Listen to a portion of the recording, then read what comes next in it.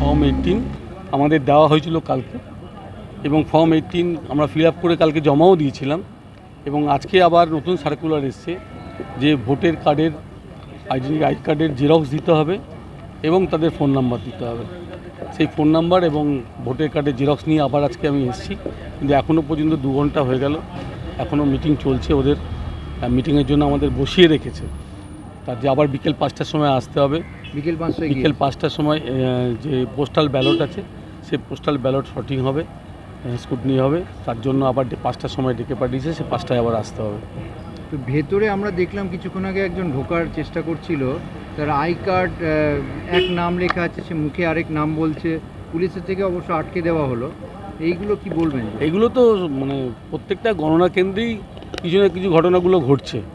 এটা আর সেই রকম একটা ঘটনা যেটা পোস্টাল ব্যালট বা অন্য কোনো কারণে ঢোকার চেষ্টা করছে, তার জন্য তো আমাদের পুলিশ আছে এবং সেন্ট্রাল ফোর্স আছে, অবাঞ্ছিত লোকদেরকে যাতে ঢুকতে না দেয়।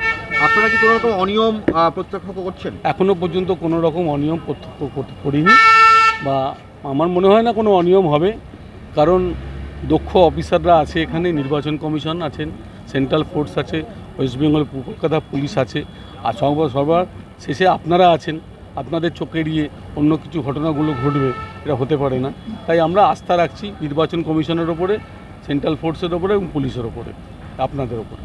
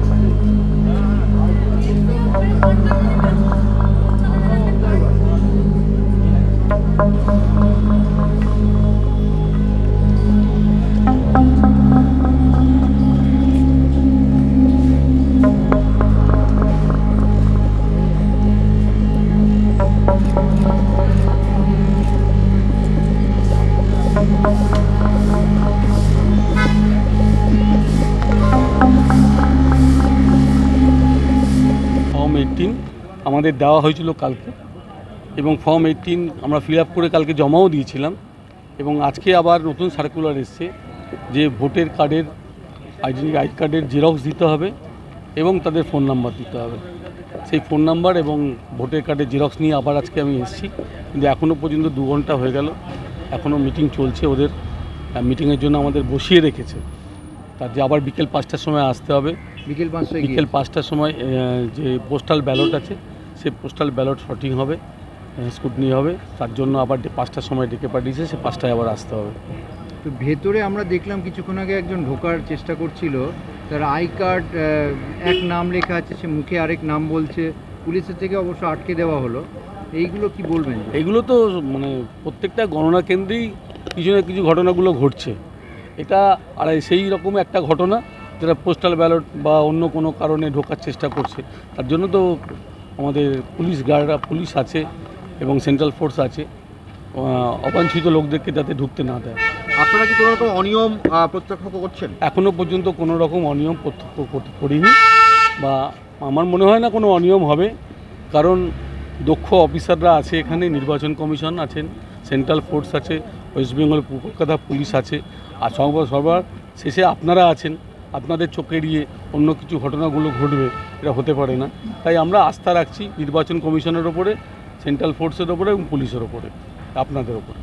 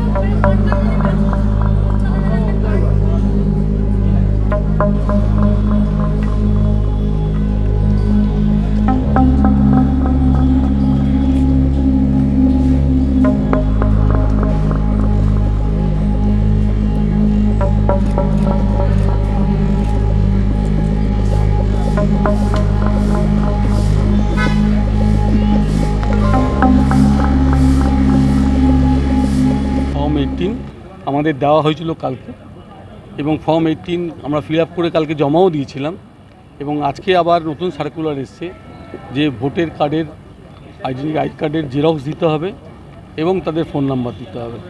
সেই ফোন নাম্বার এবং ভোটের কার্ডের জেরক্স নিয়ে আবার আজকে আমি এসেছি, কিন্তু এখনও পর্যন্ত 2 ঘন্টা হয়ে গেল, এখনও মিটিং চলছে ওদের।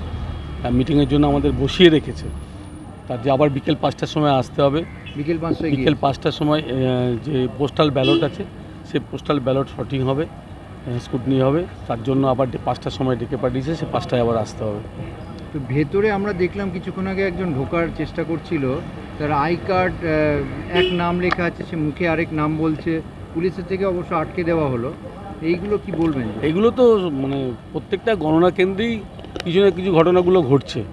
এটা আর সেই রকম একটা ঘটনা যেটা পোস্টাল ব্যালট বা অন্য কোনো কারণে ঢোকার চেষ্টা করছে, তার জন্য তো আমাদের পুলিশ আছে এবং সেন্ট্রাল ফোর্স আছে, অবাঞ্ছিত লোকদেরকে যাতে ঢুকতে না দেয়। আপনারা কি কোনো রকম অনিয়ম প্রত্যক্ষ করছেন? এখনও পর্যন্ত কোনো রকম অনিয়ম প্রত্যক্ষ করিনি, বা আমার মনে হয় না কোনো অনিয়ম হবে, কারণ দক্ষ অফিসাররা আছে এখানে, নির্বাচন কমিশন আছেন, সেন্ট্রাল ফোর্স আছে, ওয়েস্ট বেঙ্গল কলকাতা পুলিশ আছে, আর সবার শেষে আপনারা আছেন। আপনাদের চোখে এড়িয়ে অন্য কিছু ঘটনাগুলো ঘটবে, এটা হতে পারে না। তাই আমরা আস্থা রাখছি নির্বাচন কমিশনের ওপরে, সেন্ট্রাল ফোর্সের ওপরে এবং পুলিশের ওপরে, আপনাদের ওপরে।